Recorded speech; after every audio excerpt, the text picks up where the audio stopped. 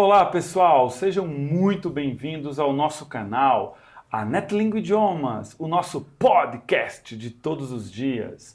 Nosso podcast que ele traz experiências de viagens, cultura, alimentação, tudo que envolve os povos de todo o planeta, que essa cultura rica que nós temos aqui na nossa humanidade. Pessoal, hoje temos uma participação muito especial, né, da Karine. Karine que é sommelier, foi para Disney, tem histórias incríveis aqui para trazer para gente.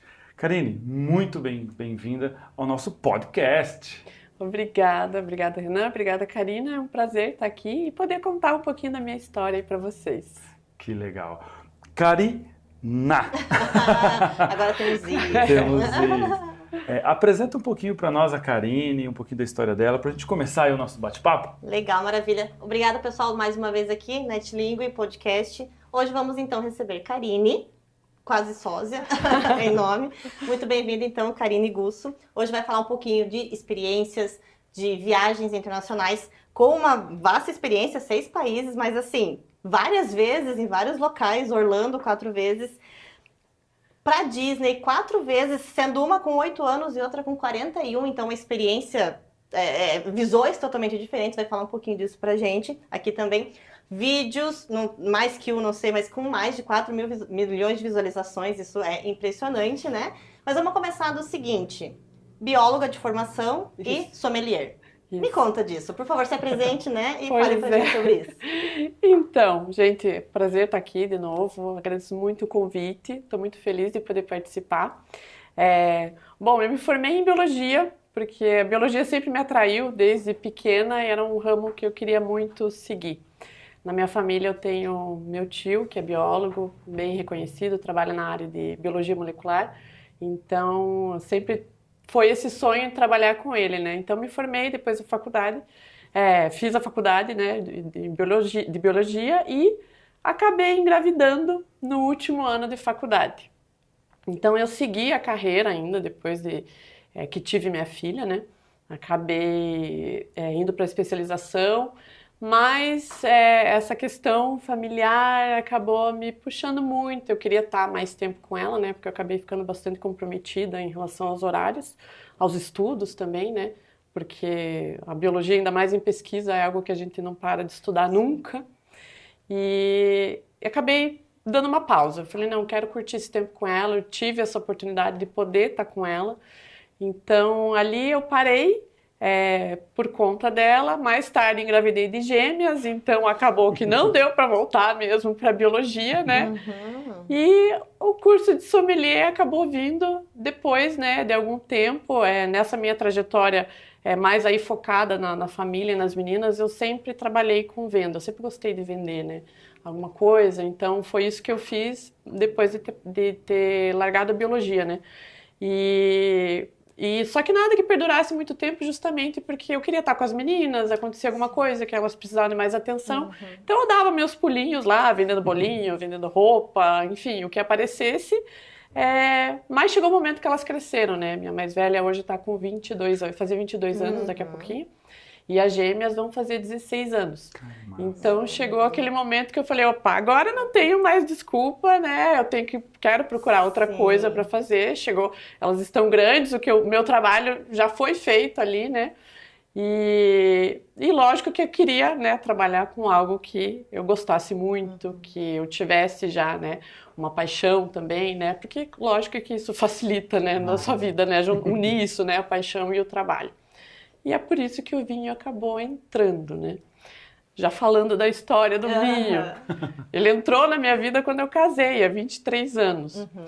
Na verdade, eu digo que até foi mais porque minha família já estava muito, né, voltada para o vinho. Meu pai é super italianão, sempre gostou de vinho.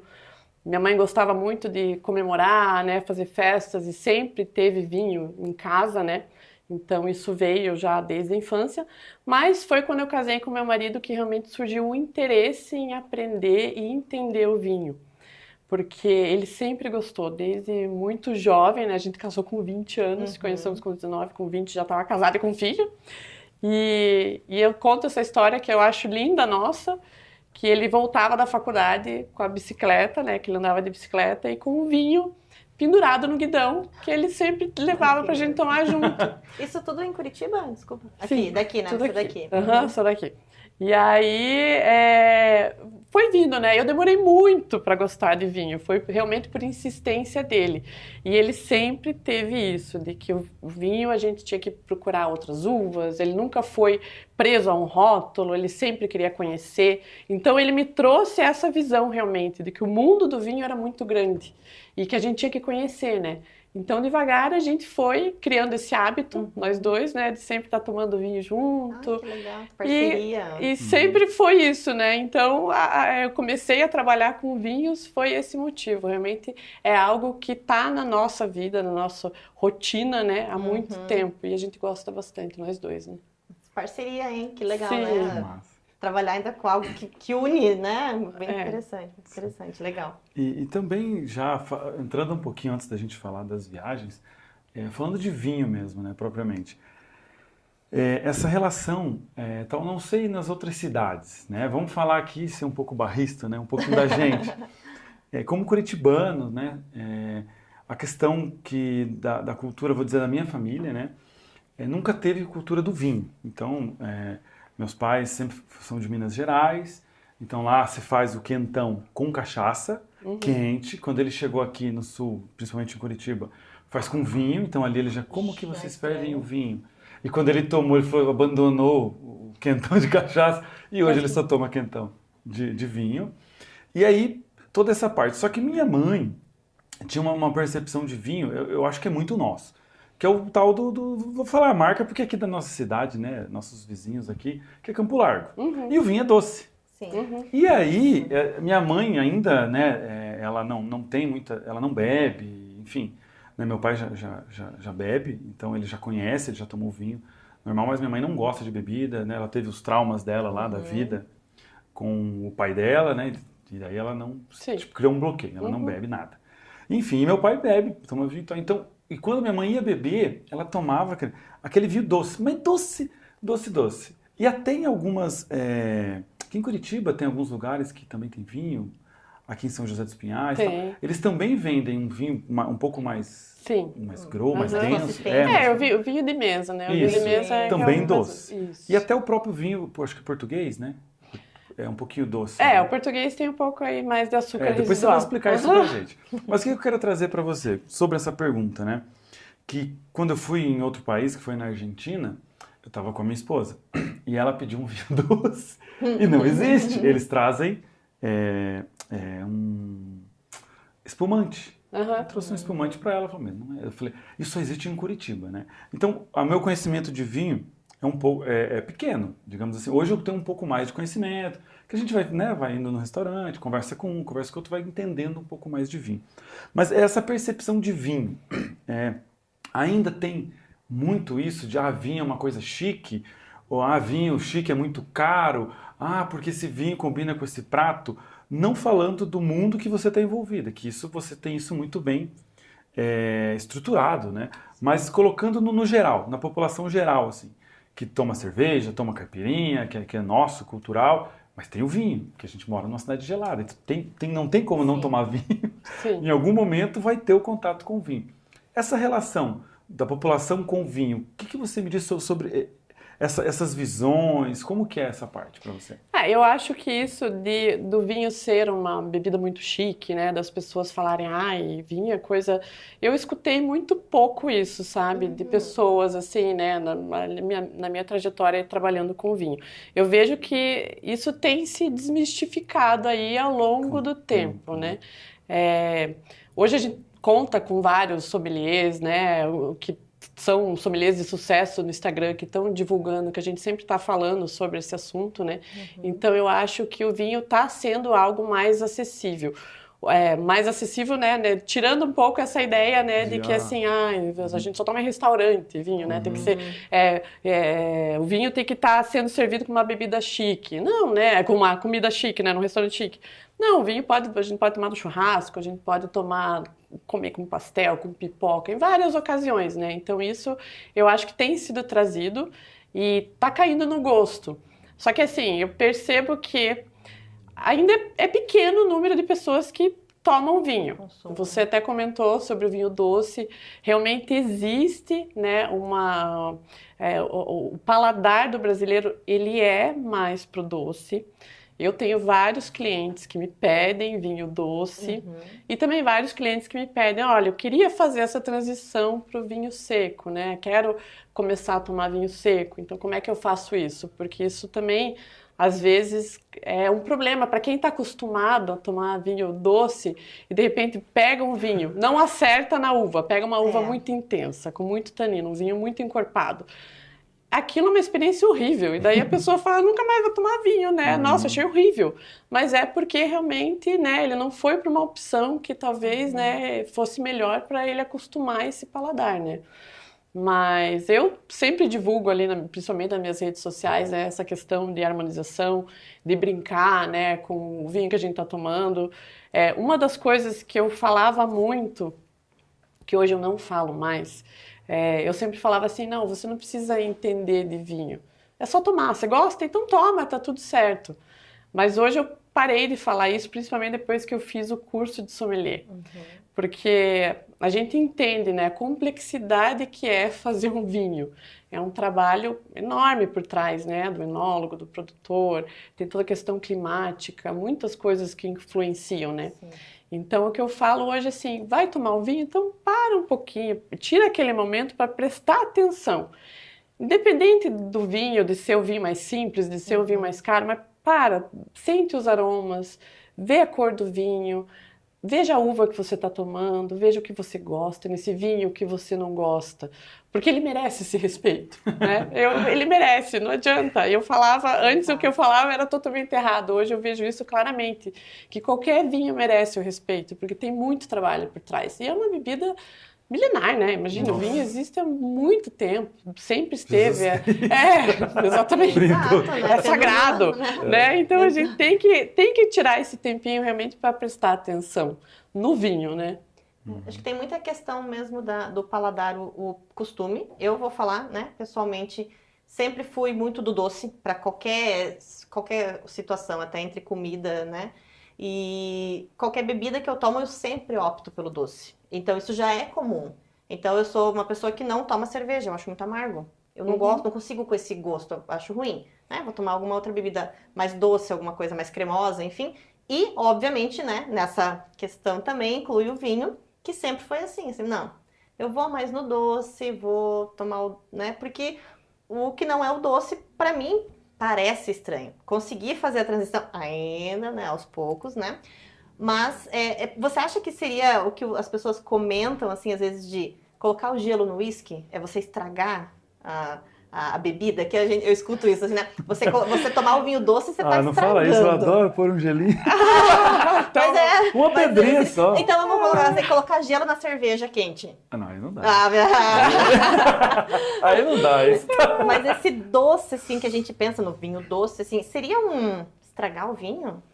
Na sua percepção mesmo profissional, assim. Ou não, isso é uma coisa natural. O vinho, ele pode ser doce. Pode, o vinho de mesa, ele é doce, né? Ele tem essa... E assim, em termos de mercado, realmente o que se vende mais no Brasil é o vinho de mesa. E é uma questão cultural, né? Bom, eu tenho meu avô que tomava muito vinho de mesa, né? Então, assim, vem essa coisa, né? Realmente, pra mim, é uma lembrança muito forte do meu avô, né?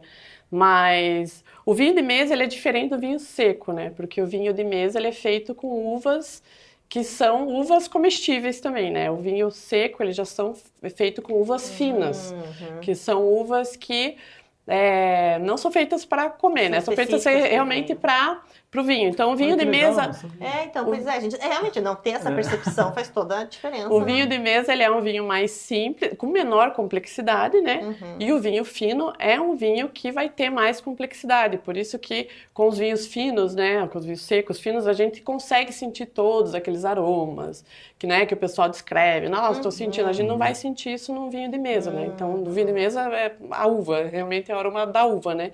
E no vinho fino, não. Vai ter aquela complexidade de aroma, de sabor que é diferente, né? Diferente. Mas assim, eu não acho errado, nem, né? Tem muita gente que eu vejo que critica, só gosto de vinho doce. Eu acho que é um erro falar isso, porque por conta dessa questão cultural que é muito forte, né, do vinho de mesa, e porque é o paladar, né? A pessoa, enfim, demora para desenvolver, né? Então, assim, se tem essa vontade de ir pro vinho seco, tem que ir indo devagar, né? Acostumando. Mas eu não vejo, né, nada de errado. O vinho de mesa, ele serve aí e é o que agrada a grande maioria das pessoas. Eu tenho muitos, até o pessoal se assusta quando eu falo isso, gente. Eu acho um sarro, porque daí eu falo assim, não, eles perguntam, o que mais vende? Moscatel, é doce, o espumante. Que tipo de vinho? Eu falo, poxa, muita gente me pede um vinho mais doce. Se eu pegar meu celular de quantas pessoas, mas qual que é o mais doce? Então, assim, tem isso, né? É o paladar. E aí eu vou explicando, orientando, né? E mostrando, né? Oferecendo outros vinhos, mas sempre explicando, olha, nesse você vai sentir mais assim para não ter aquela realmente... Pela complexidade da própria produção, né? Então, podemos pensar que também o vinho seco vai ser mais caro? Ele é mais caro. Então, talvez também tenha essa associação a comida, é mais popular um vinho doce, hoje a gente tem muita vinícola comercial, né, principalmente Chile e Argentina, que conseguem fazer vinhos secos aí por um preço bem interessante, bem interessante e bem acessível. Mas ele geralmente é um pouquinho mais caro, né? Acho que vinho de mesa você encontra aí por R$12. É isso que eu ia falar, porque mesmo o mais barato não vai chegar possivelmente a um 12. O vinho fino tem até alguns lugares que fazem, né, uns preços assim de 20 e poucos reais, você já encontra ali umas garrafas de vinho seco. É impressionante isso, né? É muito legal. E a gente pode ficar horas falando sobre isso. Gosto muito de vinho, mas eu realmente iniciei tomando sempre... suave, né? No suave. Sempre. Mas tudo... Eu vou contar um segredo. Ai, gente... Eu não falei isso. Isso aqui a hora que o pessoal vai morrer. Música de suspense. Quando a gente começou a tomar vinho lá, eu e meu marido, que ele já tomava seco. Ele nunca... Eu não me lembro dele tomar vinho mais suave, né? Vinho de mesa, enfim. Sempre foi vinho seco. E ele vinha pra gente tomar vinho junto... Eu esperava ele dar uma saída e eu botava um açúcarzinho no vinho. Olha isso. Viu o gelo na cerveja? Minha mãe faz isso. Viu o gelo na cerveja? Aí, ó. Gente do céu. Mas, gente, eu tinha 20 anos na época, tá? Não sabia nada de vinho. Mas eu só sabia que aquilo amarrava demais na minha boca. E eu não conseguia tomar, né? Então, o jeito de eu começar foi assim, né? E naquela época a gente não tinha essa informação, né? De como você passar, né? Do vinho doce pro vinho seco, enfim. Então, eu fiz algumas coisinhas dessas, mas hoje eu não faço mais. E vou dizer uma outra coisa que a gente fazia na época. Pegava o vinho doce, pegava leite condensado, batia no liquidificador, ela virava um xaropão doce. É uma batida. Aí tu dava uma dor de cabeça, né? Tu tinha uma ressaca, uma ressaca monstra. Mas a gente, jovenzinho, tava lá. Aproveitando, começando a sair. É bom, né? Que essa época não sente nada, né? Tá tudo certo. Tem alguma explicação, fora teor alcoólico, né? De ressaca? Porque normalmente eu escuto disso, de ressaca mais forte de vinho. Você toma uma garrafa, 2, 3 e acorda filé, né? O vinho, faz muito tempo que eu não bebo. Eu só tomava uns 17 anos ali, mais jovem, né? Depois a gente começou a sair, entender. Aí eu gostei, né? Porque eu também gosto de bebida mais amarga. Meu pai sempre teve em casa, tipo Campari, essas bebidas assim. E aí, com 17, ele já começou a introduzir, tipo, ó, se for pra ficar bêbado, você tem que saber o teu limite. Sim. Então, assim, se você ultrapassa esse limite, então ele sempre ensinou. Então, eu acho que de passar, assim, vergonha uma vez, 2 na vida. Então, porque ele sempre falou, ó, quando você sentir, toma uma água, porque a água ajuda a não ter ressaca, ajuda a não passar mal no outro dia. Então, eu sempre fui bem instruído, assim, né? Porque todo mundo da família tinha aquela coisa de beber e vinho e tal, e meus avós e tal. E minha mãe não sempre foi mais bloqueada, mas ela sempre tomava, assim, de molhar o bico ali na caipirinha, mas tudo doce. Nada amargo. E meu pai, aquelas pingas, cachaças com raízes, sabe? Tinha de monte, assim, raízes medicinais. Isso aqui, e meu avô, é engraçada essa história. Meu avô, ele depois de mais de idade, assim, já por 70, 80, ele ficou evangélico. Falou, não pode mais beber. Né? Na igreja que ele ia, não podia. Beleza, só que ele tinha os amarguinhos lá. Daí meu padrinho, né, que é o filho mais velho, Santiago, ô pai, e eu pequenininho ali, 12, 13 anos, escutando, né? Pai, você falou que não pode mais beber, e tal. E aí? Não, mas isso aqui é remédio. É remédio. Porque era tudo amargo e loz, né? E não sei o quê. Nossa. Enfim, a gente tá falando de vinho, já mudamos o assunto. Mas enfim, sobre essa questão do vinho mesmo, propriamente, né? De mesa, que você está explicando muito bem.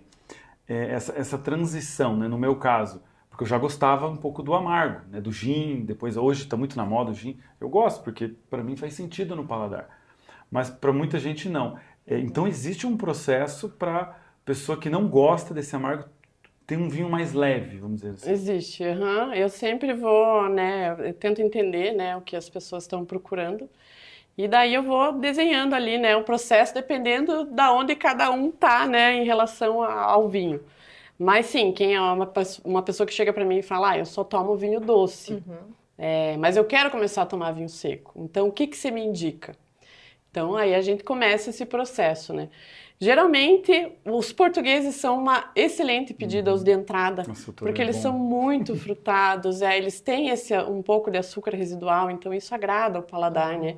Então, geralmente eu direciono nessa escolha um português de entrada, pode ser até um chileno, argentino, mas que seja um vinho de entrada, sem passagem por barrica, para não vir, né, com aquele, porque o vinho que passa por barrica ele vai ser mais encorpado, né, ele vai ser mais intenso, né, então eu escolho sempre esses, né, sem passagem por barrica e que sejam mais frutados, mais fáceis de tomar e que tenham esse pouquinho, aí que eu sei, né, que tem um pouquinho de açúcar residual.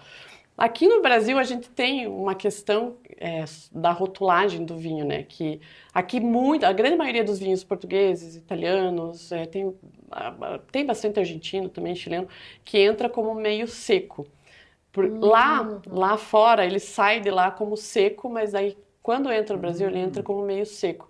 Porque aqui no Brasil a gente tem, é considerado meio seco de 4 gramas de açúcar por litro a 25 gramas de açúcar. Então, é enorme essa faixa.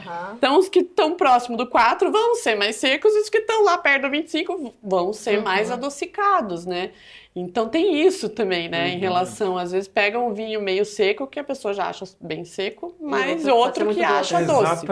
Eu tive um cliente que reclamou por conta disso, né? Porque um vinho que era classificado ali como meio seco, ele estava muito mais pro doce, né? E daí ele falou, eu achei muito doce, não gostei. Você já sabe as marcas que realmente tem essa diferença, ou às vezes quando vem um vinho, você também não lembra de cabeça de todos? Não, né? ou ele tem modificação por... Não, quando eu peço tem muito vinho que às vezes eu acho que é seco, eu vou olhar no contrarótulo, é meio seco. Porque ele deve estar mais próximo, né? Mas essa informação só olha no contrarótulo mesmo. Mas dos vinhos que eu trabalho, eu já consigo, né? Como eu provo todos eles, né? É um trabalho difícil provar tanto vinho. Então, eu já sei, né? Como é que é. E dependendo do cliente, às vezes o cliente que já está comigo tempo, eu já sei o gosto dele. Então é muito fácil. Que aí eu já direciono certinho. Inclusive, quando eu participo de feiras, assim, degustação, tem vinho que eu provo e, cara, na hora eu penso no cliente, nossa, ele vai gostar desse vinho, esse vinho é a cara dele, sabe? Então, a gente consegue... Eu foco muito nisso, realmente em entender o que a pessoa quer, para fazer essa indicação mais assertiva possível. Viu? Ela passa dificuldade de experimentar um por um. Não, e quando eu tenho que fazer um jantar harmonizado, então? Que daí a gente tem que provar, eu e minha sócia, o vinho com o prato que ela faz no restaurante. É difícil. É difícil. E antes da gente falar também de viagem, o assunto do vinho, eu acho muito cativante. Comecei a ver sobre vinhos, né? Como você falou, eu gosto, né? Sou curioso. E tem regiões, né? Eu não cheguei a fazer clube do vinho, mas meu primo tinha. Então a gente sempre ia lá e como você falou, eu estava no churrasco, a gente tomava vinho também. E ter percepções diferentes de paladar e tal. E claro, eu tenho essa visão, tipo, esse é da África do Sul, esse é da Itália, esse é de tal lugar. Essa questão de regiões, assim, como que é não só a parte do folclore, porque é o chileno, porque é o da Argentina, tem tal local que é mais famoso, mas também a parte real do business, assim. Tem esse aqui, Renan, que por propaganda ele é bom e também ele é bom, e tem esse aqui que nem tem tanta propaganda e é bom igual. Como que é essa parte de regiões de países e por que faz tanta diferença? Claro, pelo tempo, mas por que tem tanta essa diferença? Explica para nós. Tá, bom, o que faz a diferença em cada vinho de cada região é o que a gente chama de terroir. O terroir é o conjunto de tudo, do solo, da condição climática, tudo que vai influenciar no vinho é o terroir. Então, é isso que vai fazer o vinho lá da Europa, né, da Itália, ser diferente aqui do vinho da América do Sul, né? Enfim, tem todos esses fatores. E mesmo dentro da mesma região, tem microclimas diferentes, enfim, outras condições que também fazem, né, os vinhos serem diferentes. Então, basicamente, a gente pode dizer que vinho de região mais fria, ele vai ser mais ácido, a maturação da uva é mais lenta. Vinho de região mais quente tem a maturação da uva mais rápida. Então, vai ser um vinho que vai liberar um açúcar, né, já que essa maturação vai ser mais rápida. É um vinho que na fermentação vai ser mais alcoólico. Então, são coisas assim que a gente consegue definir, né? Mas já aconteceu, óbvio, de a gente experimentar de mesma região ali, mudando, né, pouca coisa, e uns vinhos ser completamente diferente do outro, né? Então, o terroir realmente é essa junção aí do terroir é o que vai dar o resultado final. Lógico que o trabalho do enólogo, né? Que daí ele vai dizer se esse vinho vai para barrica, não vai para barrica, se uma parte vai para barrica, se outra não vai, enfim. Em relação a essas vinícolas mais comerciais, né? Aqui no sul, a gente está muito acostumado com o vinho de Chile e Argentina. Eu tento tirar um pouco esse foco, porque aqui a gente tem um problema muito grande com descaminho, né? Descaminho é o vinho que o cara vai lá na Argentina, compra muito barato e vem aqui vender. Então tem muita vinícola famosinha lá da Argentina que está aqui sendo vendido vinhos assim, é um preço muito baixo. E eu sempre tento, né, falar sobre esse assunto pela questão de assim, gente, preço muito baixo tem que desconfiar. Não é garantia de procedência do vinho, você não pode estar adulterado, pode ser falsificado, e nem de armazenagem, né? Porque sabe Deus como é que esse pessoal traz esse vinho para cá, pega sol, enfim, a gente sabe que tudo isso vai influenciar, né, no vinho. Então a gente tem esse problema muito grave. E eu sei porque assim, tem muita gente que me liga e me pede o tal lá do vinho que vende descaminho à torta e direito, que vende em qualquer esquina, tá vendendo esse vinho a R$80. E assim, tem o vinho para R$80? Olha, eu falo assim, eu não tenho, mas deixa eu te apresentar um vinho, um Malbec da Patagônia Argentina, uma região diferente. Eu amo os vinhos da Patagônia Argentina. Então eu tento sempre dar, né, essa outra opção. Vamos conhecer um vinho diferente, porque tem muita gente que é presa a rótulo, principalmente o rótulo famosinho, né? Então eu tento tirar um pouco isso, sabe? Porque tem tanta coisa para provar, tem tanta coisa boa para provar. E em faixas de preço de todo tipo, né? Para todos os bolsos, todos os gostos. Então, falo, vamos procurar uma coisa diferente, né? Então, eu gosto disso, de apresentar coisas diferentes, né? Realmente, às vezes, vamos para a Argentina, mas vamos tentar na Patagônia, que é, né, um vinho super legal, vamos provar, ver o que você acha, né? Então, eu dou também eu tento puxar, né, meus clientes para terem essa vontade, essa curiosidade de provar outros vinhos de outras regiões, de regiões diferentes, não ficar preso àquilo sempre a mesma coisa, né? E os nossos vinhos nacionais? Eu ia assim? perguntar. Maravilhosos. Bom, espumante brasileiro não tem nem o que falar, né? Espumante brasileiro é mega premiado lá fora, o consumo é muito grande e a gente tem um custo excelente para espumante brasileiro, né? Então, assim, a gente consegue comprar espumante por um preço super legal. Eu acho que eu só vendo espumante brasileiro, eu valorizo pra caramba. O vinho tinto brasileiro também tem vinícolas maravilhosas, tem assim, tá sendo feito um trabalho super legal. Lógico que a gente não tem aquela tradição, né, antiga que nem tem Europa, mas assim, tá sendo cultivado muita coisa legal. Aqui do Brasil, eu gosto muito dos vinhos de Santa Catarina. Adoro os vinhos de Santa Catarina. Fala mais dos gaúchos ali, né? Tem bastante lá também, adoro, mas assim, de Santa Catarina, eu gosto muito. Tem a vinícola Quinta da Neve, Suzinha, Abreu e Garcia, a Terra também tá lá. Então, são vinhos super legais que a gente tem que valorizar o que é nosso, a gente tem essa ideia de que o importado é melhor e não é, né? A gente tem que começar a aprender a realmente pedir sempre vinho brasileiro. Eu te digo que eu vou às vezes no mercado e tem um que eu gosto. Eu não, né? Não sou nada conhecedora, então realmente, né, nem sei em que... Obviamente é o Suave. Mas é o Quinta do Morgado. Eu gosto muito desse vinho. Mas é difícil de encontrar. E é difícil encontrar, por exemplo, se for no mercado, que é um local mais comum de se comprar, né? Pode ser numa vinícola, ok? Mas às vezes você tá fazendo uma compra, vou comprar um vinho. E a parte de vinho brasileiro, eu percebo que é sempre menor. É sempre menor. É pequena justamente porque a gente tem essa... Bom, eu já tive várias situações de oferecer e o pessoal não... mas por esse preço não quero, prefiro um vinho argentino, enfim. Que é o mesmo preço? Mas é questão assim, eu acho que isso vem sendo cada vez mais quebrado. Bom, inclusive aqui no Paraná a gente tem vinícolas super legais, a Fardo, Legado, a Vinícola Araucária, tem coisas maravilhosas assim, e a gente tem que realmente, em questão do vinho, né, principalmente a gente que trabalha, voltar esse olhar, né, para o vinho brasileiro, com certeza.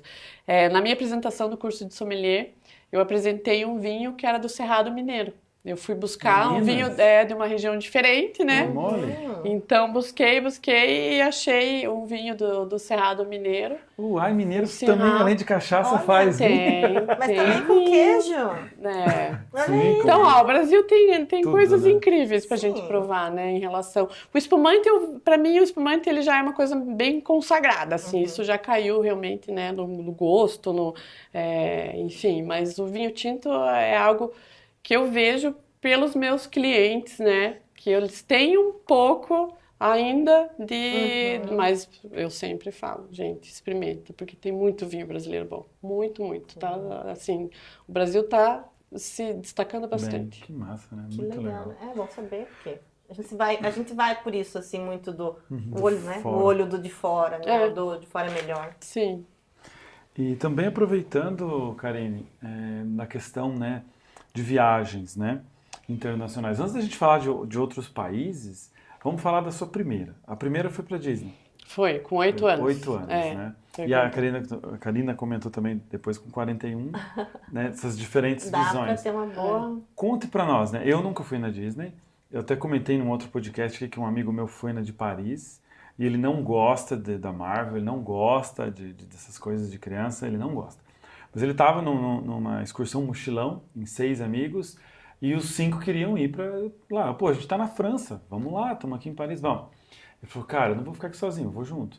E ele foi, e ele falou, Renan, eu que não gosto, eu fiquei encantado, fiquei maravilhado. Imagine lá de Orlando, como não deve ser aquele lugar.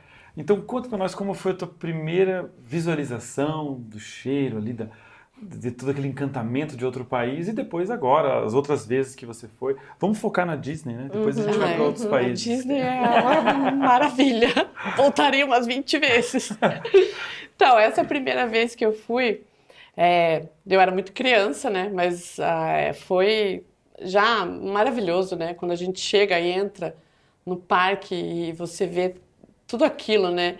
E é o jeito Disney mesmo, né? Eles encantam de uma forma absurda. Em todos os aspectos que você vai, você fica encantada com todos, porque assim, cada detalhe lá é pensado, né? Então tem muita coisa para uma criança que vislumbra, né? Tudo. Mas a minha experiência, eu digo que não foi tão bom dessa vez, porque a gente queria ir numa montanha-russa lá, né, encasquetei lá que queria ir numa montanha-russa, e fomos à montanha... e aquilo foi um trauma pra mim. Você foi? Eu fui. Tinha tamanhos? Você é alta, não, eu né? tinha tamanho pra ir, não era uma montanha-russa de loop nada, era bem basiquinha, que tá lá até hoje, que é a do trem lá. Mas eu fui e, meu Deus, eu entrei em desespero. Eu sei que eu berrava e meu pai não sabia o que fazer comigo. E todo mundo dava risada, olhava. Eu lembro eu tenho essa imagem. Caralho. Eu gritando. Não pode sair, não pode descer, não pode nada. Porque eu não sei, na minha cabeça, eu não achei que eu não ia. Acho que eu fiquei muito, né, ansiosa, enfim. Aí, depois disso, eu não fui mais nos brinquedos radicais ali, né? Aí só ia meu irmão, né? Eu tenho meu irmão tava junto, meu irmão é um ano mais velho que eu, então ele ia em tudo e eu acabava ficando ali com meu pai, né? Eu fui nos outros brinquedos mais lights, né? E aí meu irmão acabava indo nos radicais, eu evitei durante a viagem, né? Mas eu me lembro muito, assim, principalmente daqueles shows de encerramento que tem, né, no final da noite lá, que aquilo me deixava, assim, parecia que que é jogo de luz, de água, e vem os personagens, então aquilo é lindo, lindo, lindo, maravilhoso. E não tem, e você, assim, a hora que você tá lá, meu Deus do céu, é uma coisa absurda, né? Eles realmente têm um jeito de encantar que é diferente. E uma questão que é um pouco da digitalização dos últimos anos, a globalização, está tudo muito fácil, muito rápido, às vezes até estereotipado, às vezes até meio fake news, né? Tem muito disso. Mas pensando assim, por exemplo, o pessoal fala de, sei lá, Nova York, Las Vegas, enfim, lugares dos Estados Unidos. Então a gente tem uma visão muito americana nossa na cultura. Porém, quando a gente vai ver algumas situações lá, que nem teve um participante aqui no podcast, o Samuel, ele falou, não, eu prefiro Curitiba que Los Angeles. Lá é uma terra de zumbi, é um negócio assim louco, droga e tal. Então assim, Curitiba, pô, parece Europa e tal. Então, nesse tipo de comparação. E na Disney hoje, aparece muita gente falando, não, são filas quilométricas, aparece o tempo lá, 40 minutos, 1 hora de expectativa fila. e realidade, né? Você que foi 4 vezes, como que é, além dessa parte que encanta, que é o visual, que é o estilo Disney, né, muito bem estruturado, né? Mas tem aquelas coisas que aparecem os memes lá, a Minnie com a... É um homem falando, né? O cara barbudão lá. Gente, aquilo é pra matar. Não, gente, tá louco. Se eu visse um negócio desse, eu traumatizava. Demais, né? Dessas percepções, assim, da real, assim, por exemplo, da primeira com 8 e agora. Então, eu fui com 8 e com 15. A época que a gente foi julho, né? Que era a época de férias. Então, realmente, assim, é cansativo ir nessa época por conta de realmente muita gente. Muita gente, muita fila. Você tem que enfiar na cabeça que vai demorar muito para você comer, vai demorar muito para você entrar em brinquedo, que você vai ter que selecionar coisas, porque não vai ter como ir em tudo, né?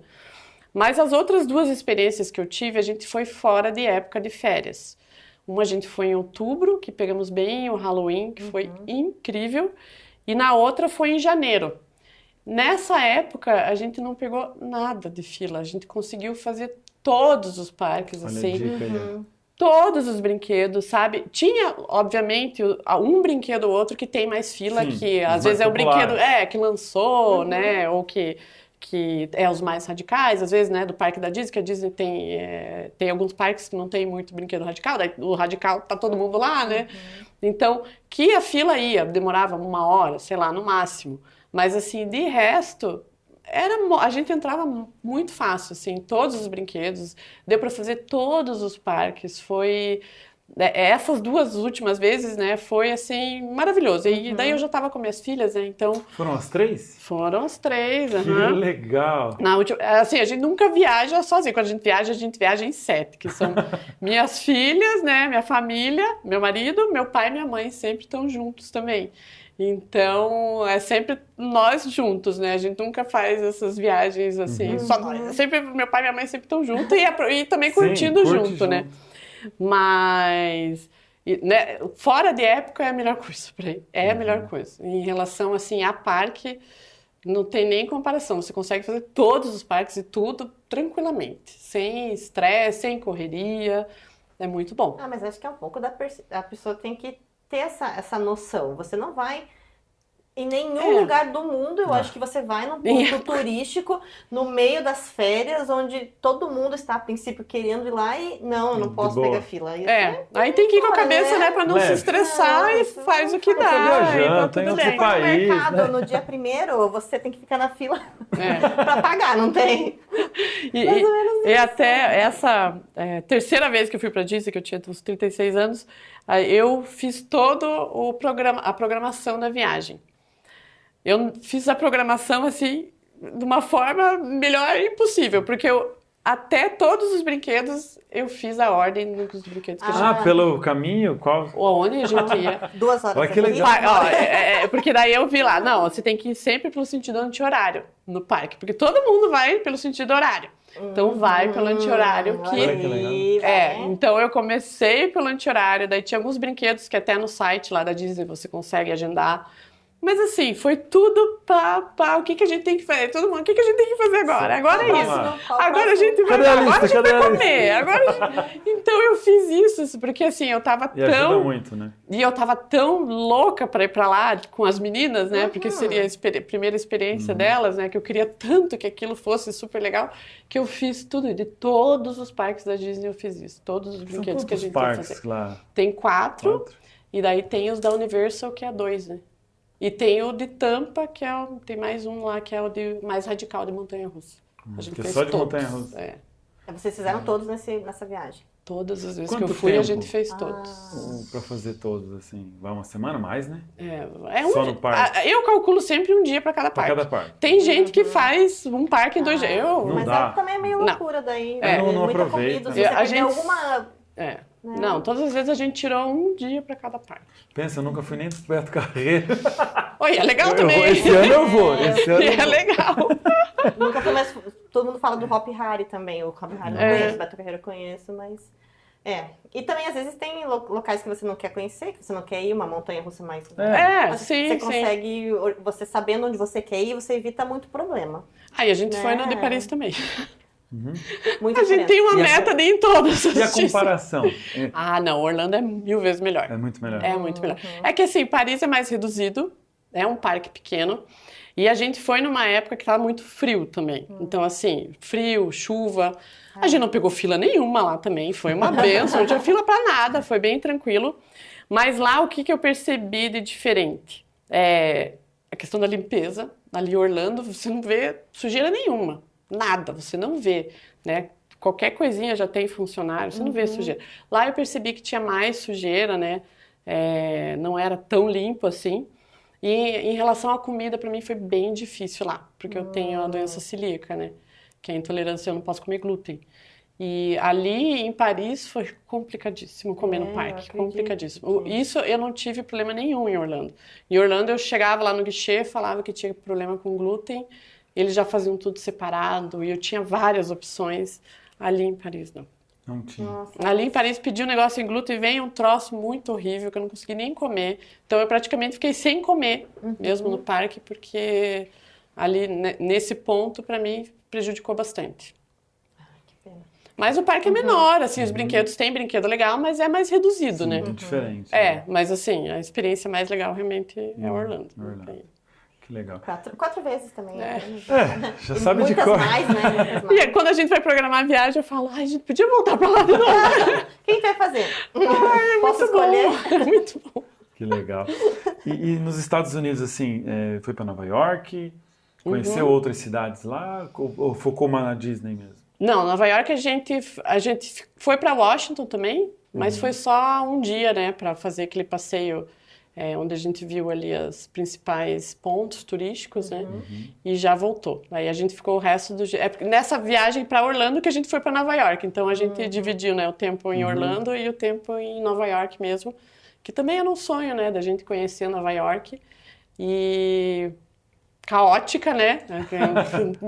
Meu marido ficou sem dormir todos os dias que a gente ficou lá, acho que a gente ficou uns 10 dias por aí, porque a gente ficou bem na Times Square, uma barulheira, e ele já tem problema para dormir, então era a noite inteira, e principalmente aquela música New York, tinha um negócio, um brinquedo que era bem baixo, gente, a noite inteira. Eu escuto aquela música e eu até falo, gente, de novo essa música. Gatilhos, né?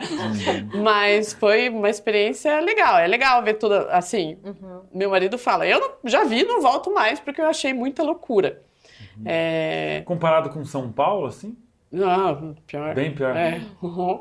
Cara, que massa. É tenso, então. O trânsito, meu Deus, é buzinação o tempo inteiro, é uma barulheira, gente, é bem... Legal.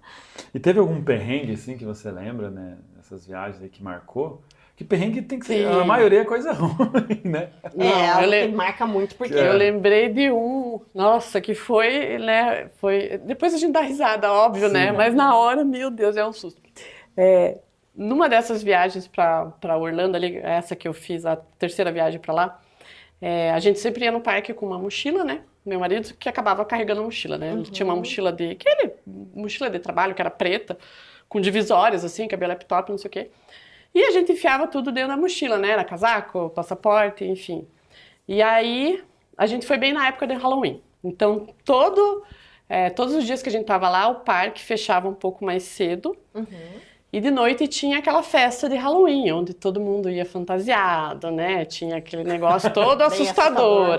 Uhum. E assim, americano no Halloween é um troço Que surreal. não tem nada a ver o que a gente faz aqui. Nada a ver. Eles se empolgam num nível assim absurdo em relação Não, à fantasia. É uma festa realmente. Famílias inteiras fantasiadas, assim, era uma coisa, lindo de ver aquilo, porque assim, eles realmente vivem aquilo com muita intensidade, né?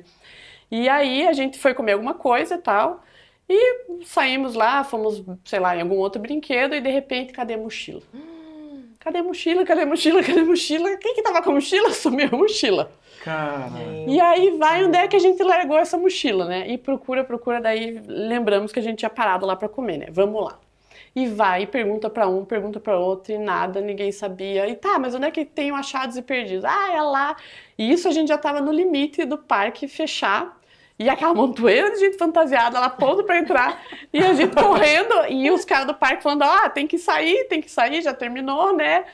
E procurando, enfim, conseguimos achar lá onde é que estava enfiado esses achados e perdidos. Eu entrei correndo, eu dei de cara com uma senhora e 3 policiais, aqueles com a roupinha azulzinha lá, americana, e a mochila ali.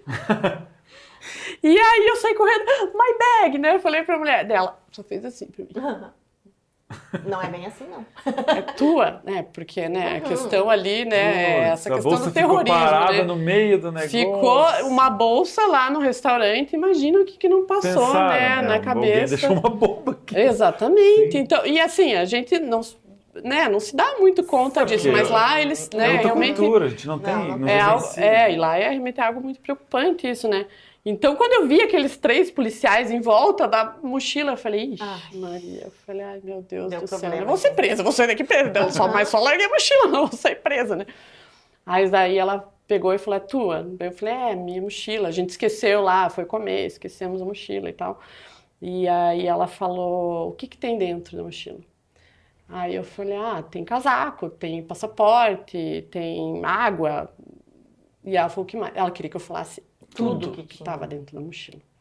Aí eu falei, meu Deus do céu, eu nem lembro direito o que tinha na mochila. Aí eu comecei a descrever os casacos, né, que era das minhas, eu falei, um casaco da Minnie, sei lá o quê, dela, tá bom. Aí ela pegou, e aqueles 3 policiais lá só me olhando, né. Aí ela pegou um formulário, frente e verso, que eu tive que preencher inteiro, assinar, botar meu passaporte, tiraram foto do passaporte, tiraram tudo. Pra eu pegar a mochila. Porque esqueceu uma bolsa numa mesa, não sei, em algum lugar. Assim.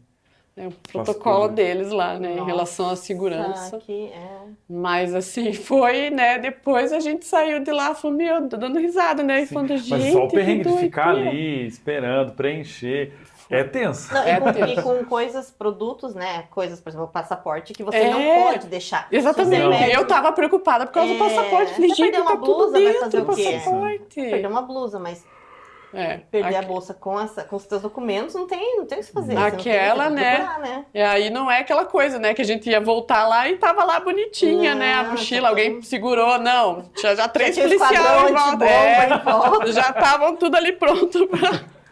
Caraca, Imagina, nossa, que situação. Esse é um perrengue. é um perrengue.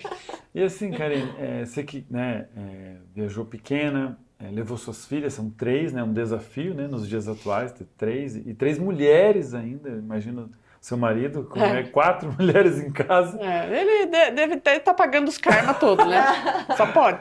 E assim, em termos de cultura, né, a parte do idioma, né, como que é com você? Foi fácil, foi difícil o desenvolvimento do idioma? E também a parte já comparando também educação e tal. Você que já foi para outros países também, né? Foi para Itália, Suíça, Paris, né? Londres.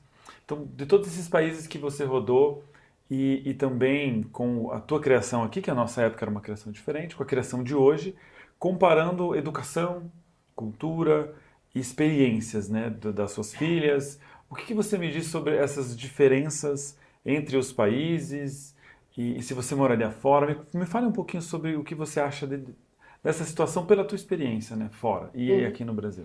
Então, Roma é um país que, assim, eu falo isso para todo mundo, que eu me senti em casa. É muito engraçado isso. Talvez por causa dessa cultura italiana que é muito forte na minha família, né? Minha bisavó falava italiano, meu pai fala italiano. Então, o jeito, né, dos italianos, meu pai é o típico, Eu falo, meu pai é o típico italianão. Então, eu não sei se isso me deixou tão confortável, né? Eu não falo italiano, mas eu consigo entender, eu entendo, né? Eu escuto, eu entendo. É uma língua que é fácil para mim entender. Eu não sei falar, mas assim, eu entendo tudo tranquilamente. Então, em Roma eu senti realmente assim essa sensação, nossa, de estar em casa. É uma sensação boa de um lugar assim que você se sente confortável. Que legal. Nos outros países já não senti tanto isso. Londres. Londres foi um lugar que eu gostei bastante também, mas daí o inglês já era mais fácil também para se comunicar. Paris e Suíça foi mais difícil por conta do francês e muitas vezes eles não queriam falar inglês, né? A minha mãe fala francês, a sorte que minha mãe estava junto, né? Então ela conseguia lá, né, dar um jeito ali da gente entender, porque eles se recusavam, né, que a gente... Sim, falar no inglês, né? Se recusavam, né? E é na cara dura, assim, tipo... na cara dura. Don't speak English. Você pode perguntar, você pode falar inglês? Eles sabem, mas não querem falar. Simplesmente não. Como? Você vira. Não querem. Então, sabe, Que teve louco. isso. É muito forte nessa. Mas eu não moraria fora. Eu gosto de voltar. Eu gosto de viajar, mas eu gosto de voltar. Eu gosto de morar aqui. Eu acho que o Brasil tem tanta coisa boa, né? Tanta gente fala, ai, vou sair do Brasil, vou morar fora. Mas eu falo, cara, mas a gente é tão bom aqui. Eu gosto, não adianta. É bom viajar, mas é bom voltar, né? Eu me sinto bem aqui, não moraria fora. Não me vejo morando fora. Acho que tem muitos países que são ótimos, que têm com certeza muita infraestrutura, educação, com certeza a nossa tá, né, bem abaixo do que seria o ideal, financeiramente, enfim, falando. Mas às vezes é um pouco também a falta da experiência do estar fora que te dá essa ideia, né? Nossa, seria lindo morar em tal lugar. Seria maravilhoso morar porque aqui tudo é ruim. E daí você vai, passa por uma situação e fala, meu Deus. É igual numa conversa anterior que a gente teve de... Às vezes é a falta do agradecimento, assim, né? De pensar assim que você tem tudo. Porque também a gente escuta o oposto, né? A pessoa que vai morar fora e fala assim, nossa, eu senti a falta de fruta. Nossa, eu senti a falta... Eu ia falar isso agora. Sabe? Uma coisa que pega demais pra mim nessas viagens é a alimentação. Porque, assim, a gente come muito bem aqui. Em relação, né, a fruta, verdura, cereais, muita enfim. disponibilidade de coisas. E assim, mesmo nos Estados Unidos, lógico, você vai naquela empolgação, né? Só quer comer porcaria. Mas aquilo chega um tempo que você não aguenta mais. Exato. E assim, mesmo indo em restaurantes, você vê que não é a mesma coisa que a gente serve aqui, que é, né, isso me pega bastante em relação à alimentação. Eu acho, pra mim, aqui é incomparável. A nossa comida brasileira é a melhor que tem. E então, inventa ainda, né? Vai mudando. Eu não me vejo morando no lugar, sabe, que, né, eu fico, não, a comida não comeria direto. Essa comida é legal experimentar, legal provar, legal ter experiência, mas não pra você ter isso rotineiramente, né? Então acho que também tem um pouquinho dessa ilusão, às vezes, né? De falar assim, não, vai ser melhor, vai ser... Muitas vezes, é claro, dá certo e muitas pessoas se dão bem morando, né? E comparam realmente, falam assim, outra vida morando aqui, ok, mas também, né, é muito pessoal, né? Mas acho que na grande maioria é um pouco dessa falta de ver mesmo o que tem de positivo. A gente, como você falou, né, o brasileiro é muito negativo relacionado ao país, né? Então, as nossas coisas. A gente só vê o que é ruim, do próprio vinho, né? Por que eu vou comprar brasileiro, imagina? É como se eu tivesse... falando que eu não sei tomar ou que eu não gosto de coisa boa, porque coisa boa é de fora. Exatamente. Tem muito disso. Então também até isso. Eu moraria fora tranquilamente, porque aqui, nossa, Brasil, né? Mas eu acho que tem muito... Fora outras questões aí, né? Geográficas, né? Você também pode falar sobre isso, mas justamente de clima, Não, tá no frio, mas nem a pau, não. A gente Eles teve ficam a experiência, né? mesmo, E lá em Nova York, quando a gente foi, tava muito frio, assim. Foi janeiro, né?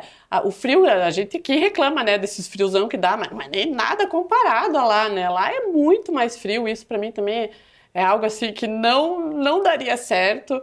Né? Não gosto de ficar num lugar que seja extremamente gelado, né?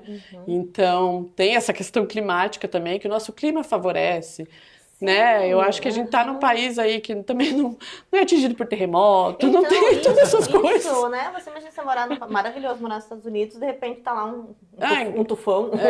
Um furacão. Deus me livre, tá louco. Né? Tem que conviver, faz parte. Faz disso, A cultura do clima, das Orlando é uma cidade que é muito fácil se virar lá, né? Então, assim... O idioma lá é portunhol, é inglês ou é... gente, você pode falar português só, porque tem tanto brasileiro que você encontra brasileiro em tudo que é canto lá. Assim, não tem nem, né? A gente fala inglês uma vez ou outra, basicamente, lá, porque tem muito brasileiro. Muito, muito, muito. Mas, assim, é uma cidade muito fácil. Eu acho que o pessoal também gosta muito de lá, né? Por essa questão, porque é fácil de você se locomover de carro, né? Então, lógico que alugar um carro ali, você andar por tudo é muito tranquilo. Diferente de você alugar em Nova York, aquela troço caótico, é uma bagunça, não tem lugar para estacionar, não tem nada, que é o que não ocorre lá, né? Então, é um lugar legal, né? Para você viver ali esse momento, essas férias, né, que você consegue se virar bem, é tranquilo, traz essa, né, facilidade, mas assim, para morar, eu iria de novo, ficaria mais uns 20 dias lá, mas morar não. E também, a gente sempre gosta de falar de assuntos também relacionados ao nosso cotidiano, não só as viagens, né, que faz parte da gente, da experiência. E toda viagem internacional traz a parte do idioma, como muita gente, fui no Paraguai e eles não falam espanhol, eles falam guarani. Então toda viagem tem esse lado. E já falando em redes sociais, assim, você é muito ativa, com 3 filhas, né? Como que é essa questão da rede social na sua vida, né? E conte um pouquinho, tem um ou mais vídeos, né, que tem mais de 4 milhões de visualizações, acho que é Reels, não sei.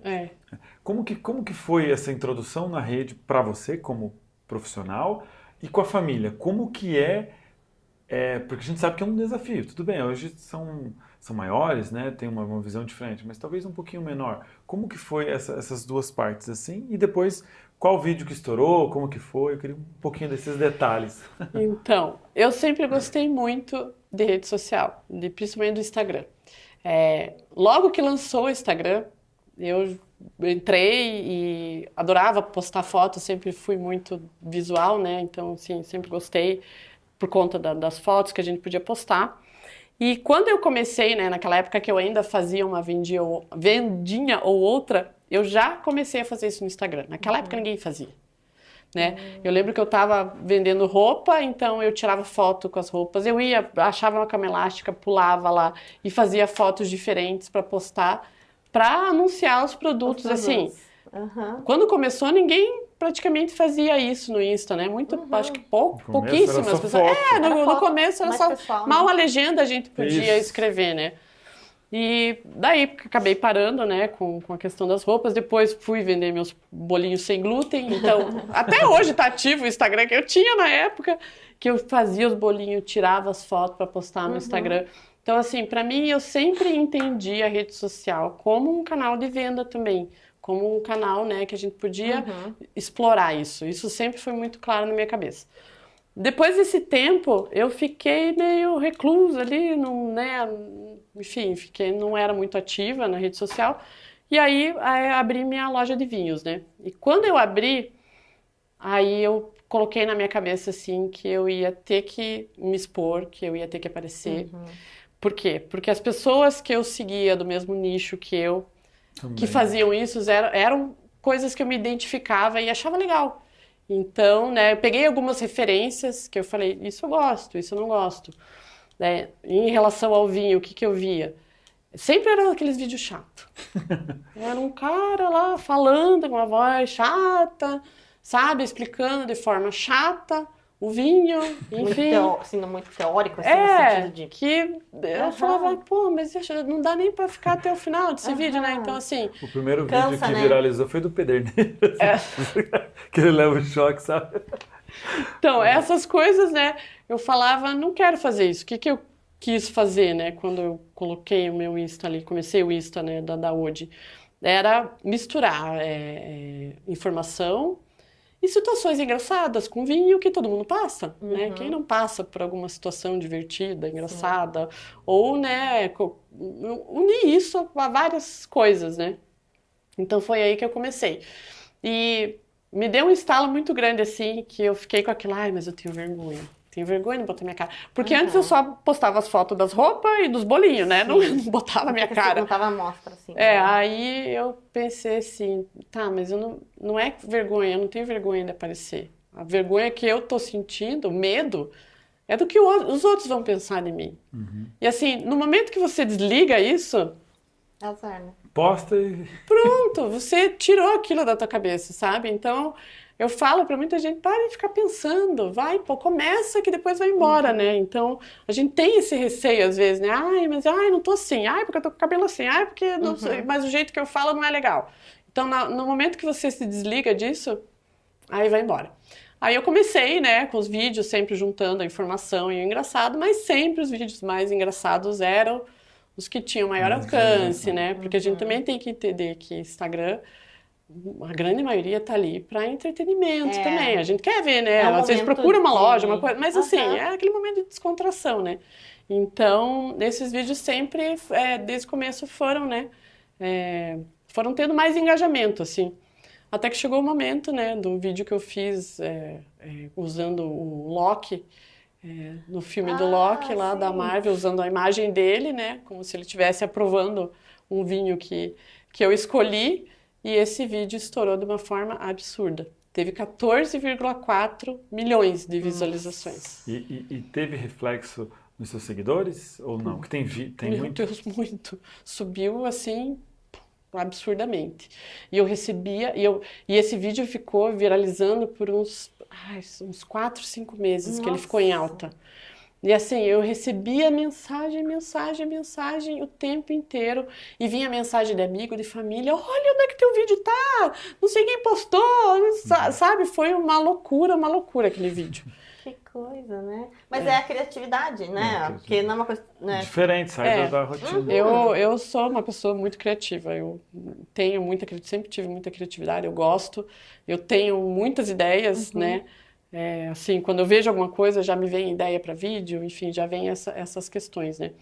E em relação à minha família, até no começo, eu tinha optado ali até por nem divulgar muita coisa, né, relacionada à minha vida pessoal, mas acabou que o meu perfil cresceu bastante e eu sou quem eu sou, e tenho minha família, né? Então eu acabo unindo algumas coisas ali também, junto, né, das meninas e do meu cotidiano, no meu perfil profissional, que acabou virando um só, né? Eu falo que o meu pessoal eu nem uso mais, acabou virando tudo um. Só uma coisa só. Virou só um. Tem muito essa divisão, né, de pessoal profissional, mas muita gente toca um só. Porque e fica mais fácil. Curtem isso, assim, elas gostam dessa... Gostam. Não, quando viralizou o vídeo, então, o que eu recebi de mensagem de amigo delas, não acredito, a tua mãe é famosa, e elas achavam o máximo, né? E aí tava todo mundo falando disso, né? E elas mostravam também, então assim, foi bem legal. Elas curtem, eu falo que eles são os meus maiores fãs, não adianta, né? O meu marido, às vezes eu pego meu marido olhando meus vídeos, ele entra no meu Instagram e fica ele dando risada. Eu falo, cara, não é possível. Tipo, ele é fã mesmo, né? E as meninas também, né? Sempre quando eu faço alguma coisa, eu mando pra elas, o que você acha? Ficou bom? Aí elas também falam, mãe, tá bom assim. Não, tira isso aqui. Elas me dão umas dicas. E também, Karine, um outro ponto, você estava comentando, né, dos perrengues, daí a gente veio falar da rede social, eu lembrei de uma situação que você falou de Londres, né, da coroa. Outra situação engraçada. Que daí a gente começou a falar de rede social, coisas engraçadas, eu lembrei desse gatilho. Essa também foi uma história legal. A gente foi fazer o passeio lá na Torre de Londres, que é fantástico, a gente nem ia lá. E aí a gente pegou aquele ônibus que passa por vários pontos, achamos um restaurante, descemos e era bem na frente da Torre de Londres. Daí a gente falou, vamos almoçar e vamos lá depois, né? Beleza, daí almoçamos, fomos lá na Torre de Londres e tem a exposição das joias, né, da rainha, joias da coroa. E nossa, é lindo, maravilhoso, né? Então a gente Alguns anos de história. Nossa, e é assim, o negócio brilha tanto, aqueles diamantes, que não é, né, a gente vê na TV, às vezes vê, mas ali olhando é muito maravilhoso.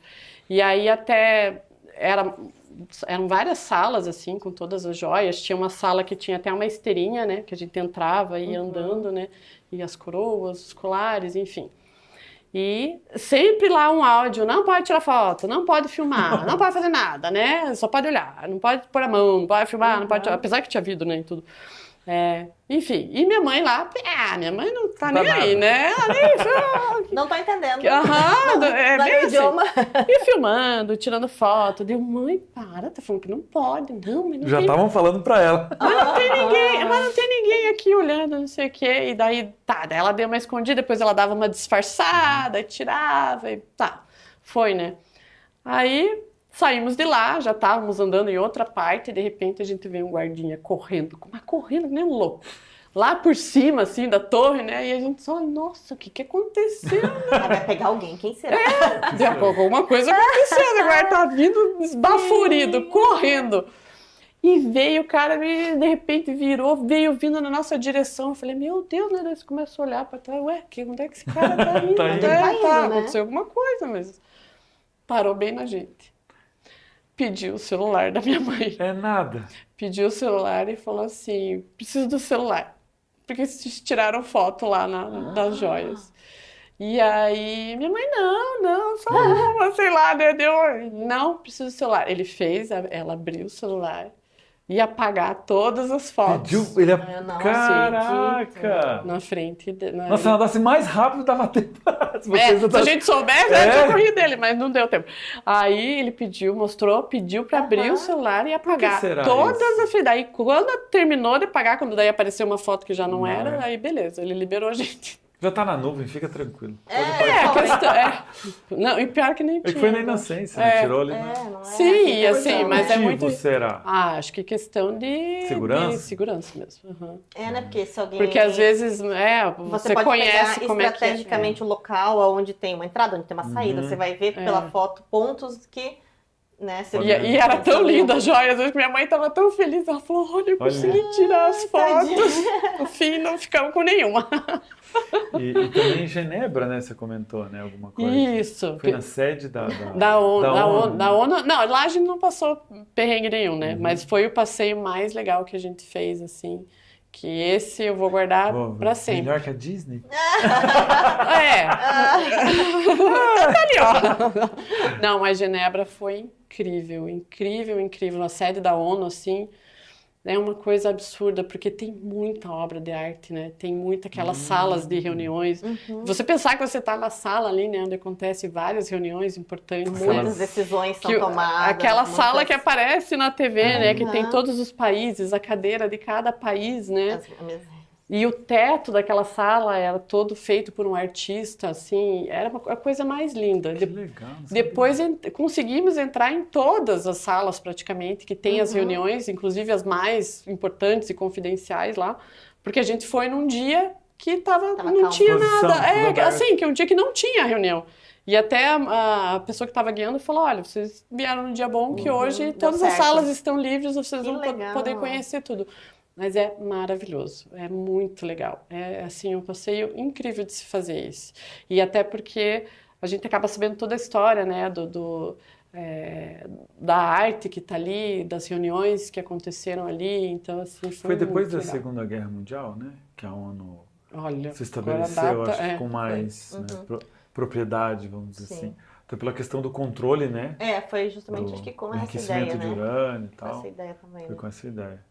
Eu estou no livro do Oppenheimer, mas ele é muito grande, então ainda estou na metade. 600 páginas. A seguir cenas do próximo capítulo, na próxima Quem sabe mais no fim do ano, nos próximos podcasts, eu tenha terminado o livro. Eu nem vi o filme ainda, porque eu não terminei de ler o livro. Eu quero terminar o livro para depois ir para lá. Mas enfim, sobre também, a gente já vem, né, chegando aqui ao fim, mas eu sempre gosto de pegar ali tudo que a gente comenta e bate papo antes, né, do podcast, é sobre a questão do fundi também, né? A gente é acostumado a comer fundi aqui, né? Enfim. E como que foi essa experiência que você teve? Onde que foi? Então, foi lá em Genebra, né? Na Suíça a gente só ficou ali em Genebra, né? Suíça, você foi lá na estátua do Freddie Mercury ou não? Não é tão perto assim? Não, acho que não era. A gente ficou realmente ali só em Genebra. Entendi. E não foram muitos dias, né? Porque lá é tudo muito absurdo de caro, né? Então a gente queria conhecer realmente esses pontos, né? Da sede da ONU, né? Algumas coisas ali. Então a gente focou em realmente ficar mais ali mesmo, né? Aí a gente foi no último dia que a gente estava na Suíça, a gente falou, bom, vamos comer um fundi, né? Estamos na Suíça, não vamos embora. Que lindo, né? Que situação maravilhosa. Sem comer um fundi. E frio que tava, né? E a gente foi. E daí a mulher falou, né, se a gente queria o fundi completo. A gente falou, completo, né? E foi. Daí veio primeiro de queijo, se eu não me engano. E depois veio de carne, que, assim, eu sempre, as experiências que eu tive com fundi aqui em Curitiba, ou era na pedra, né, aquele que tem na pedra, ou frito, né, quando você põe lá e frita. Aí veio uma água, né, um caldo lá, meio, né, esquisito, parecia uma sopa. Aquele caldo, isso mesmo, parecia uma sopa, e os pedaços ali de carne, né, crua, mais fatiado, mais fino, assim, né. E aí a gente ficou, meu Deus, mas o que é isso, né? Será que a gente vira essa água no prato? Sei lá, né? Como é o funcionamento? Aí a gente perguntou, né? Aí ela falou que era o fundi, né? De carne, era assim, né? Então a gente cozinhava a carne naquele caldo, que era um caldo temperadinho. Nossa. Então, foi a primeira vez que eu vi isso, né? Depois eu me informei. Primeiro para depois... depois eu até me informei. Tem restaurantes aqui que tem também, que fazem dessa forma, que é a forma mais tradicional, né, ali. Isso é muito comum na comida asiática. Eles têm todos os alimentos estão fora e você vai colocando aos poucos e vai cozinhando. Então, a carne é uma das últimas coisas que você coloca. Para ela ir cozinhando ali, você vai preparando ali. Do teu jeito. Você vai colocando, tem toda uma sequência, porque eles são também, né, são bem rigorosos em todas, né? Mas primeiro você coloca um legume, depois vai colocar um macarrão, daí coloca a carne, ele espera ela cozinhar. Então você tá ali Isso eu acho que não é tão comum na nossa forma de comer, né? A gente senta, parece que a comida tem que estar pronta, né? Eles vão cozinhando aquilo ali, preparando, então... Exatamente. Então, quando você comentou do fundi, eu falei... estranho, mas enfim, né? Mas era uma delícia. Nossa, é uma delícia. E aqui, depois eu fui ver, né? Depois que aconteceu, né? Eu falei, será que tem? Tem restaurantes aqui, né? Especializados em fundi que fazem. Tem até o nome, agora eu esqueci como é que é o nome desse fundi, que é no caldo ali, né? Mas é bem gostoso. Mas eu sempre, toda a minha experiência que eu tive foi basicamente com aquele que fritava, né? Que era no óleo mesmo, e fritava. Então... né, quando veio, a gente, todos nós ficamos, né, nossa, como é que a gente faz isso? Você falou do frio, qual foi o menor temperatura que você pegou? A menor temperatura que eu peguei foi quando eu fui para Bariloche com meu marido, que a gente foi visitar aquele Cerro Tronador, acho que é Cerro Tronador o nome, que é o glacial, né, que tem lá ainda. Olha, lá devia estar menos 20, eu acho. Assim, tava uma situação... Meu celular deu pane. A gente conseguiu ficar 5 minutos fora. A gente deu a sorte de ir numa época assim que nevou muito, tava muito frio, nevou bastante. Mas assim, a gente tirava a luva... Não tinha como. Congelava tudo, congelava os dedos, a cara, era horrível. Assim, foi sair do carro, tirar as fotos e voltar. E teve gente que nem do carro saiu, né? Que a gente tava numa van lá, né? Com mais pessoas. Teve gente que nem do carro saiu, porque realmente tava muito frio. Lá perto, mais perto do glacial, mais frio ainda, né? E meu celular ali pifou. A gente tirou algumas fotos e o celular apagou. Tava congelado, assim. Gente, que loucura. Tava muito frio. Caraca. Muito gelado. E aí o pessoal, tipo, vai mais pra turista mesmo, né? Porque tem gente que mora lá, mas é pra questão turística, né? Assim. Não, e ali eu acho que é uma experiência legal, porque tá tão perto pra gente. Tá, né? Verdade. É 4 horas e meia de viagem e você vê neve mesmo. Não, ali né, de avião, né? De São Paulo. São Paulo, né? Acho que aqui não tem voo direto ainda. Agora tem, não. Agora parece que tem. Então, Chile ou Argentina ali, Bariloche, são regiões que a gente consegue ter essa experiência da neve, né? E perto, né? E é bonito pra caramba também, é muito bonito. É muito legal. Muito bom, Karine. E só como última, eu sei que é uma situação um papo meio delicada, mas eu acho que talvez seja importante até pra gente, até para o nosso público, para todo mundo, que é uma coisa que não é muito falada. Você teve uma situação meio complicada, né? Questão de pele. Como que foi essa situação, assim? Como que você descobriu? Como que aconteceu? No final do ano passado, eu fui diagnosticada com melanoma, que é o tipo de câncer mais agressivo e invasivo que tem de pele, né? Eu sempre gostei muito de sol, sempre. Sempre adorei tomar sol, ficar no sol. Então, durante a minha vida jovem ali, realmente eu exagerei, né, na exposição ao sol e sem proteção, né, sem protetor solar. Foi uma situação que totalmente inesperada, porque eu acho que a gente não imagina, né, por mais que é algo assim que você não para pensar, e eu nunca parei nem para cuidar da minha pele, né? Sim. Porque não é algo que eu ia corriqueiramente no dermatologista. Então, eu acabei tendo peguei uma virose que me pipocou o corpo inteiro, e essa virose demorou umas 3 semanas para passar. Foi na pele e demorou umas 3 semanas para passar. Eu achei que eu tinha me contaminado com glúten. E justamente falei, com toda essa... porque o glúten tem essas reações de pele também, né? Então eu falei, não, eu contaminei com glúten, tá, vai passar, né? Mas aí não passava, e minha mãe, né, olha, vai no médico que não tá certo, não é possível, né, que não tá passando. Aí antes de tudo eu consultei uma gastro, porque eu achei que era relacionado, né, ao glúten realmente. E ela falou, não me parece reação de glúten, eu acho que você tá com alguma virose. Então, eu vou te pedir os exames, mas assim, acredito que não vai dar nada em relação ao glúten. Mas acho que você tem que passar numa dermato, né? Talvez alguma outra alergia, né? Pra ver o que pode ser, né? Aí eu falei, tá bom, né? Aí saí de lá braba, né? Porque a gente quer sair já com, né, a resposta. E acabou. Ele acabou. Mas não é. Mas não é. Aí, coincidentemente, eu liguei pra minha mãe, ela conseguiu uma consulta na dermato no mesmo dia, no final da tarde. Ela falou, não, eu consegui uma consulta aqui na dermato, vai lá. Eu falei, não, beleza, eu vou porque eu já quero resolver, porque já tava me incomodando eu não tinha outro sintoma, foi só a minha pele que empipocou, assim.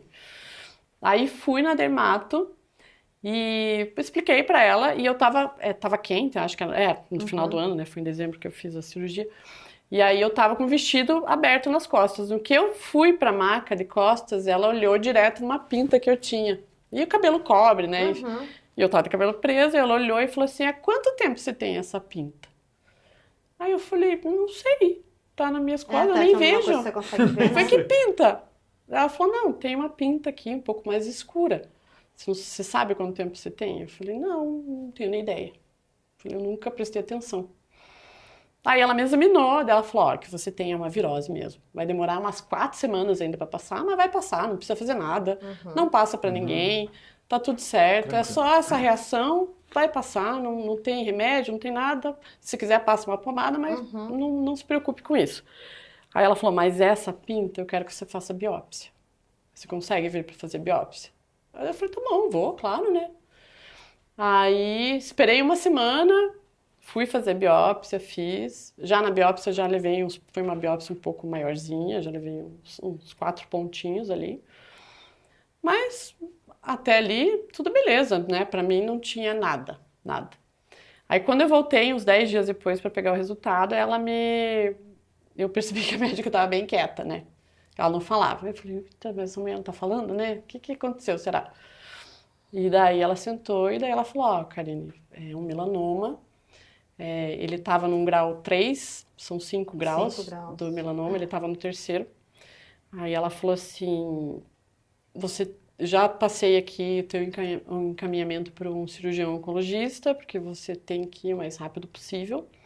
Provavelmente você vai fazer outros exames, porque o melanoma espalha, então tem que ver se não espalhou. E aquilo ali para mim, eu fiquei, né, muda, sem falar nada, só peguei aquele papel, tá bom. Saí dali, já liguei pro médico que ela tinha me indicado, né, pedi para marcar. Daí ela falou, não, eu já vejo aqui e te ligo. Aí entrei no meu carro e só chorei, né. Falei, ai meu Deus, o que aconteceu agora? Aí é quando a gente escuta, né, assusta demais. E é aquele negócio assim, pronto, vou morrer, Aham. né? E nisso a secretária do médico ligou e falou, ó, pode vir aqui, né, ele já vai te atender. Então eu nem fui para casa, ainda bem, porque não sabia nem como encarar, né, todo mundo. Fui direto pro médico, daí meu marido me encontrou lá. E aí ele falou, ó, vamos fazer os exames, né, vamos verificar se tá tudo bem no resto, mas assim, você vai ter que fazer uma cirurgia para ampliar a margem, né? Então, assim, uma pinta tão pequena, eles têm que abrir cerca de 14 centímetros e mais em profundidade tem que pegar também. Tanto que tira músculo, tudo, né? Eles têm que tirar toda a margem de segurança, justamente porque ele é o mais invasivo e que espalha, né? Então, daí saí dali, a gente já marcou a cirurgia para outra semana e já fui fazer os super exames. rápido assim, Porque né? tinha que ser. Tinha que Mas ser tem rápido, que ser, não dava né? para esperar. Ele falou esses- assim, olha, eu não aconselho esperar. Então, o mais rápido que você puder fazer é melhor. Ah, beleza, semana que vem já vamos pra Uma faca, né? semana faz muita diferença. É. E aí fiz os outros exames, graças a Deus estava tudo certo, não tinha espalhado. Então, hoje eu sigo em acompanhamento, eu tenho 5 anos aí pela frente, eu faço consultas de 3 em 3 meses, faço exame de dermatoscopia digital cada 1 ano, né? Tem que fazer. Tenho feito exames de fígado e abdômen também, cada 6 meses, justamente para que se acontecer qualquer coisinha, né? Como eu tô ainda nesse tempo que o risco é maior de aparecer outra coisa, né? A gente consegue pegar Tá já acompanhando, né? já no isso começo, é né? muito importante. Mas serve de alerta para todas as pessoas de consultar um dermatologista pelo menos uma vez por ano, porque a gente não percebe quando, né? A gente sabe que a pinta é mais escura, a pinta não é uniforme, mas assim, você não percebe. Na correria do dia a dia a gente não presta atenção para essas coisas. E muito mais se for numa região que você não está habituado a olhar, né? As Exatamente. costas. Então, Muito difícil você- e a diferença, né, para o câncer é você realmente pegar o mais no início possível, né? Isso que vai fazer a diferença no teu tratamento, né? Então, eu peguei ali no limiar de ter que, sei lá, partir para outro tratamento, Uma como quimioterapia, químio. alguma coisa, imagina. Então, a sorte que eu peguei nesse momento que eu só precisei fazer a cirurgia e agora continuar com o meu acompanhamento. Que bom que teve a virose. Porque senão provavelmente você não ia O meu acompanhar, né? médico me falou isso. Ele falou, olha, eu não sei se você acredita em Deus, mas acredite, porque o que aconteceu com você Teve um aviso antes de, né? foi muito para que você fosse consultar, Exato. porque senão eu não iria, realmente eu não iria. Se ela tivesse passado... Por isso que é tão importante, até as pessoas falam assim, se você tá com algum sintoma, evite se medicar, evite tomar alguma coisa, porque o que acontece? Quando você se medica, é possível que naquele momento o remédio faça um efeito, né? Assim, mas não quer dizer, né, Pode nada. mascarar. Pode mascarar. Então, Não, às com vezes, se certeza. ela tivesse passado rápido, você não ia ter essa situação de ir Não, com procurar. toda certeza, eu não iria. Eu só fui porque realmente demorou Exato. e não estava Tava te melhorando. incomodando. Eu falei, agora tenho que ir, né? Tenho que ver o que é, Exato. porque não tá dando certo. Mas assim, É uma coisa. serviu muito de alerta, né? Principalmente porque eu tinha essa cabeça mais de, né? Ai, não precisa ficar toda hora indo no médico, né? Agora eu mudei completamente meu comportamento em relação a isso. E é assim, o ideal é que todas as pessoas, né, façam esse check-up total, né? Não só, Não né, só pra de, isso, mas em todas mas as da situações pele vida. também, né? Mas que legal, Karine. Que Bom, bom trazer essas informações. Karina, quer dar mais uma consideração aí? Quero agradecer, gostei muito da nossa conversa, enriqueceu bastante. Aprender do vinho, já foi maravilhoso, né? Tirar dúvidas, escutar das suas experiências, né? Também parabenizar pela força, por passar por isso e estar, né, seguindo, isso é maravilhoso, então muita boa sorte também nesse sentido, mas também obrigada e sempre muito bem-vinda aqui, obrigada por ter participado aqui com a gente hoje, foi muito legal. Eu que agradeço, obrigada mesmo, foi muito legal, adorei ter participado. E se quiserem conversar mais sobre vinho, vem, vamos conversar outros assuntos que eu adoro. Quero te agradecer também, né, Karine, por ter aceitado o convite, vim aqui falar um pouquinho de vinho, que para nós também foi muito rico, né, como assunto. Falar um pouquinho também dessa questão, né, que é um assunto delicado, e você falou muito bem, e também serve de alerta para todos nós, né, para todo mundo, né, que está aqui também acompanhando o nosso canal.